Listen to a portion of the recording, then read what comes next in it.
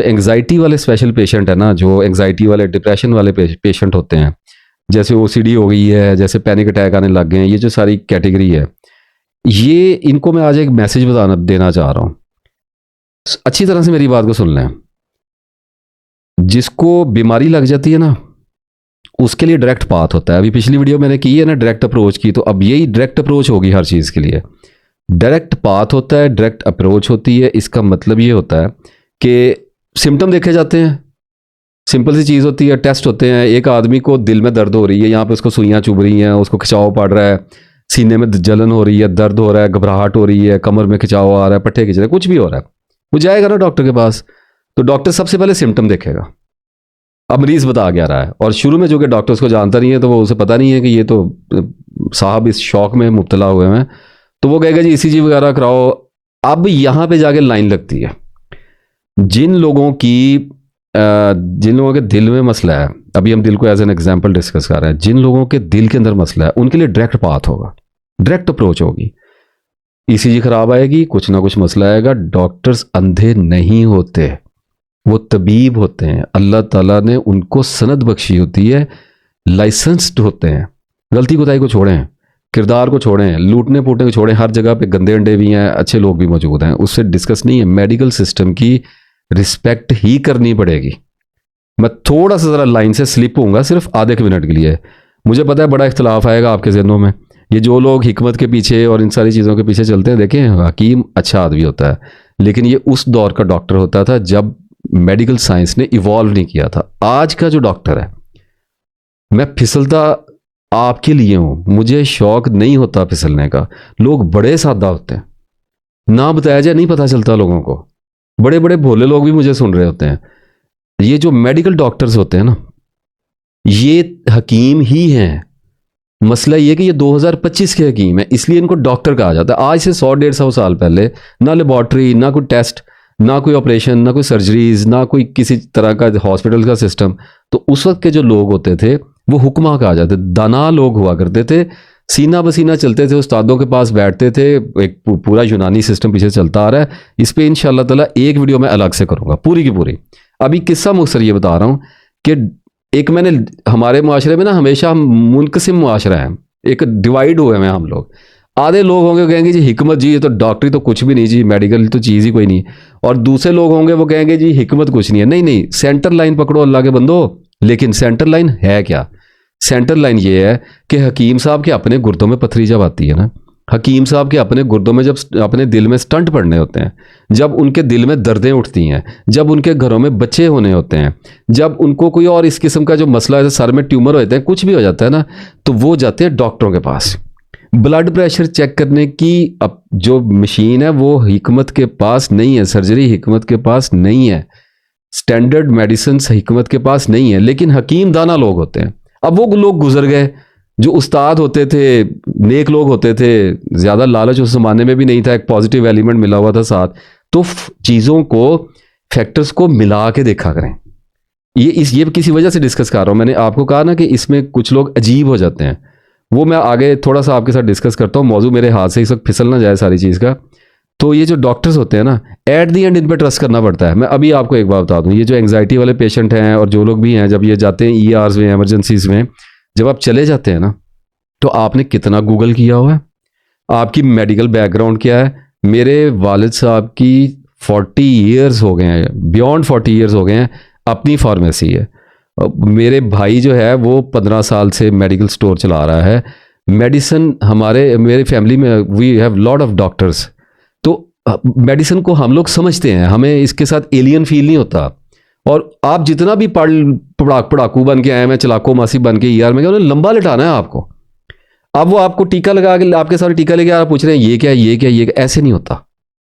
आपको तबीब के हवाले अपना आप करना पड़ता है। जब अल्लाह वहां तक ले गया है तो उसकी अथॉरिटी चलेगी। अब यहाँ पे वो लाइन में आपको दिखा रहा हूँ होता क्या है।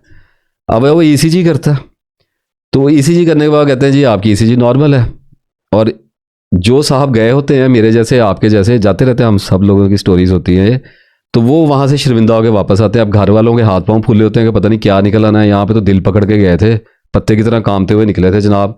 अब जनाब वापस खसियानी हंसी हंसते हुए आ रहे हैं, नॉर्मल भी नहीं हुआ जा रहा, हंसा भी नहीं जा रहा, तकलीफ तो रही नहीं है, तसल्ली तो मिल गई है कि कुछ नहीं हुआ मेरे दिल को। तो यहाँ से एंग्जाइटी के पेशेंट जो हैं वो बदनाम होना शुरू हो जाते हैं। जिसको बीमारी है दिल की वो डायरेक्ट पाथ पे जाएगा, उसको डॉक्टर लटाएगा, उसे ये विल इंस्टेंटली स्निफ कि ये इसको कोई मसला हो रहा है, इसका कलर चेहरे का चेंज हो रहा है, स्वेलिंग हो रही है, इससे चला नहीं जा रहा, सांस इसका कैसा आ रहा है, ईसीजी इसकी खराब आ रही है, इसका ब्लड प्रेशर ये चल रहा है। मेरे जैसा बंदा आपको इतने फैक्टर बता सकता है, डॉक्टर ने उसके ऊपर एक उम्र गुजारी हुई है।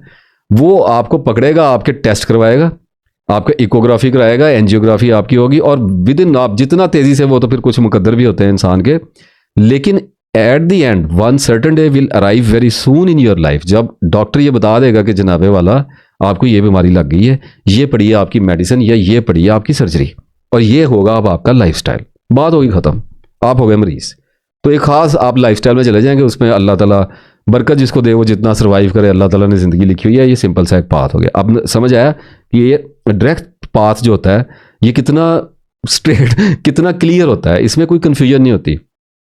जिन लोगों को मसला नहीं मिल रहा, वो लोग ये समझ रहे हैं कि मेडिकल साइंस से हमारा मसला नहीं ढूंढा जा रहा। ऐसा नहीं है, ऐसा बिल्कुल नहीं है sir. It and you baby, it and you, ऐसा नहीं होता। आपको परेशानी हो रही है, आप कंफ्यूजन का शिकार हो रहे हैं, आप डिल्यूजन का शिकार हो रहे हैं। You will have to understand what's going on inside of your body, for God sake. You just need to have a clear observation without any emotion, without any self sympathy, clear होकर देखना पड़ेगा। अब होता क्या है कि जब ये एंग्जाइटी वगैरह के पेशेंट, मैं तंज नहीं कर रहा, मैं तो खुद पेशेंट रहा हूँ, मैंने क्या तंज करना है किसी के ऊपर, हर्ट आ जाता है, लोगों को बड़ा ख्याल रखना पड़ता है। फीडबैक आ रही होती ना, असल में मुझे कांस्टेंट फीडबैक आ रही थी। आज वीडियो करूंगा, जो परसों से काउंसलिंग की कॉलेज या जो लोगों ने मैंने कहा आपने इस वीडियो में ये कह दिया, आपने इस वीडियो में ये कह दिया, तो अब थोड़ा थोड़ा एहतियात करता जा रहा हूँ। ज़ुबान में अल्लाह ताला ताकत रखे, मसलियत का शिकार नहीं होगा, लेकिन कुछ लोगों के सेंटिमेंट्स का ख्याल रखना पड़ता है। लोग मोहतरम होते हैं, काबिल इज़्ज़त होते हैं, सभी होते हैं, जैसे मैं अपने आप के लिए समझता हूँ ऐसे ही आपके लिए भी समझता हूँ। तो एंग्जाइटी वाला पेशेंट 5-6 साल 4 साल तो पता किस चक्कर में गुजार देता है कि मुझे कोई मसला है, मुझे या मैदे का मसला है, या दिल का मसला है, मुझे ब्लड प्रेशर का मसला है, मुझे एलर्जीज का मसला हो गया है, मुझे आर्थराइटिस हो गया है, मुझे बैक पेन हो गई है, मेरे मसल में कोई मसला पड़, उसे लग रहा होता है उसको कोई प्रॉब्लम है जो अभी तक डायग्नोज नहीं हो पा रही है। उस चक्कर में क्या करेगा, कभी डॉक्टरों के पास घुसेगा, कभी जाके हकीमों के पास घुसेगा, कभी होम्योपैथिक वालों के पास जाके कान पकड़ेगा, कुछ ना कुछ कर रहा है, हर वक्त डायग्नोसिस लेने की कोशिश कर रहा है। तो बता दिया कि अगर प्रॉब्लम जिन लोगों को है, सारी दुनिया बैठी है, जाके किसी से पूछो, अल्लाह के बंदो, शुगर वाले डायग्नोस्ड हुए हैं, हार्ट वाले डायग्नोस्ड हुए हैं, किसी को पूछ लो, जिन जिन लोगों को बीमारियां लगी हुई हैं ना, वो आखिरकार, हाँ ये एक अलग बात है, दवाई असर ना करे, इलाज ना मिल सके, पैसे ना हो, डॉक्टर उसको थोड़ा सा मिस ट्रीट उसको कर दे, कुछ चीज़ें चलती हों, लेकिन पता बंदे को लग जाता है कि मुझे ये मसला हुआ है। तो जितने भी एंग्जाइटी के पेशेंट्स होते हैं, डिप्रेशन के पेशेंट होते हैं, ये जब हॉस्पिटल में जाते हैं तो इनके अंदर एक मोहम सी, एक बारीक सी थिन लाइन होती है, एक उम्मीद इनके अंदर होती है, बड़ी गहरी बात कह रहा हूं, कईयों के दिल में जाके ठुकनी है और वहां से कांटे को निकाल के लाएगी खींच के इंशाल्लाह। तो जब ये जाते हैं ना हॉस्पिटल में, तो इनके दिल में एक चीज होती है कि यार कुछ ना कुछ निकल आए।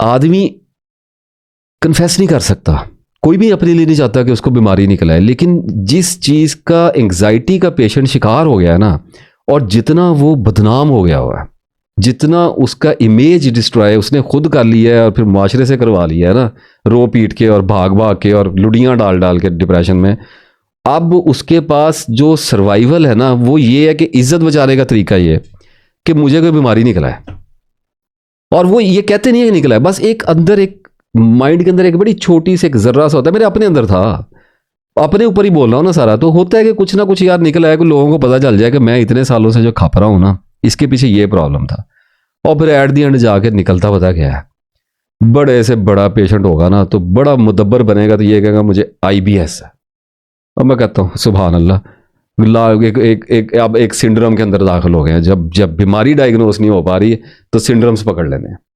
उसी तरह है जैसे डिप्रेशन का पेशेंट फोबियाज को पकड़ के बैठ जाता है, इसी तरह व्हेन आई से बैठ जाता है, आई एम नॉट इंसल्टिंग, मैं एक बिहेवियर डिफाइन कर रहा हूं इस वक्त।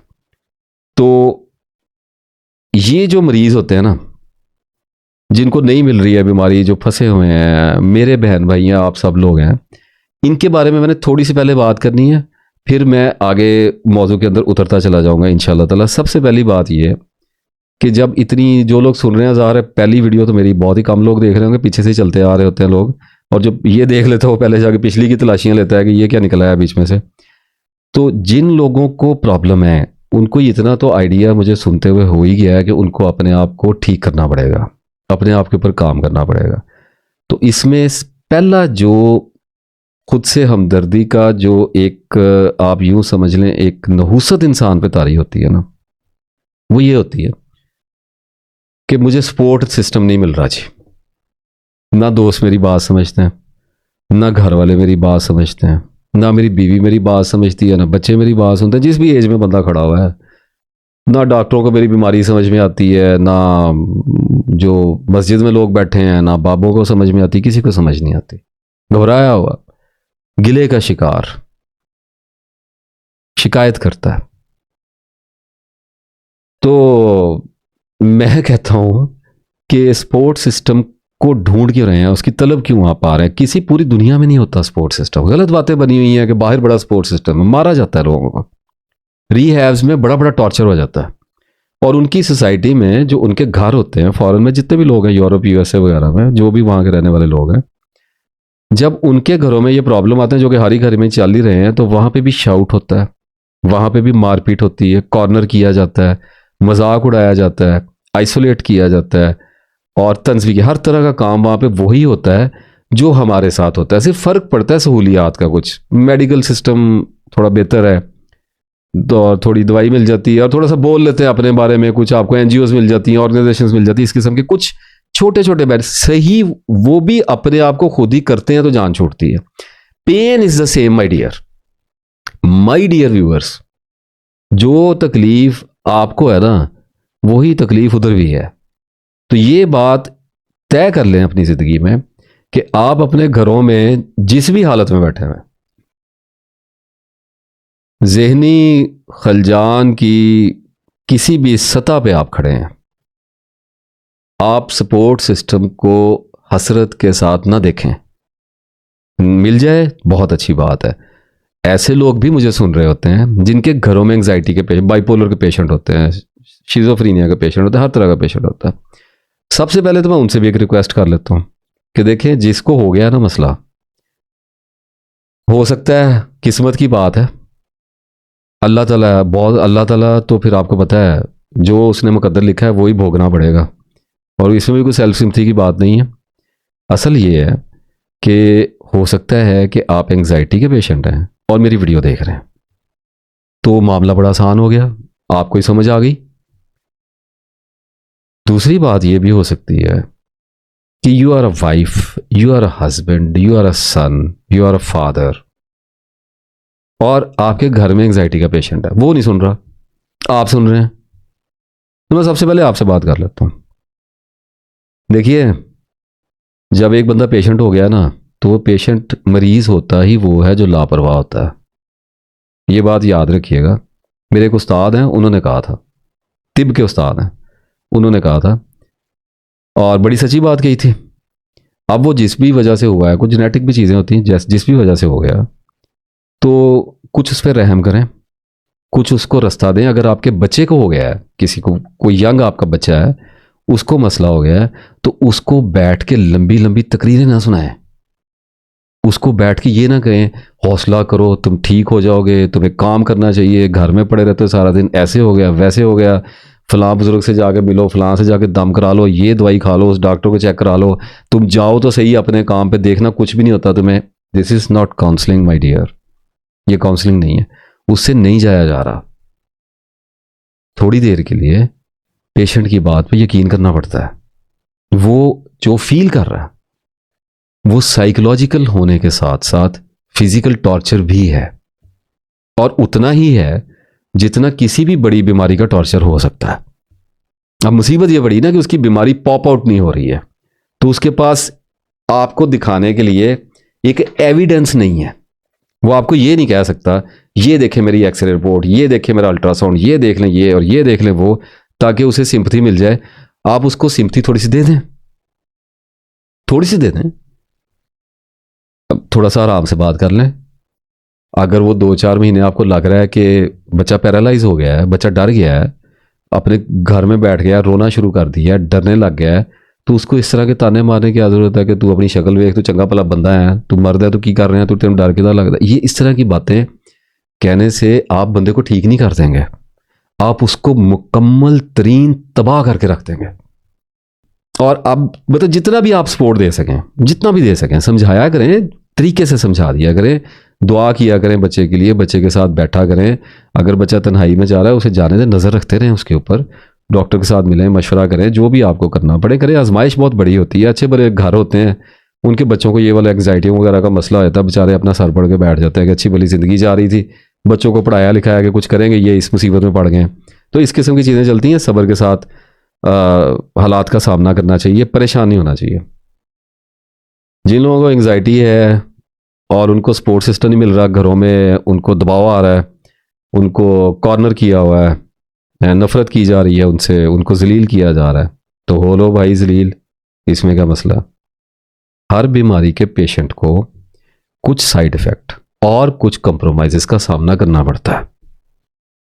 Simple is that, so simple.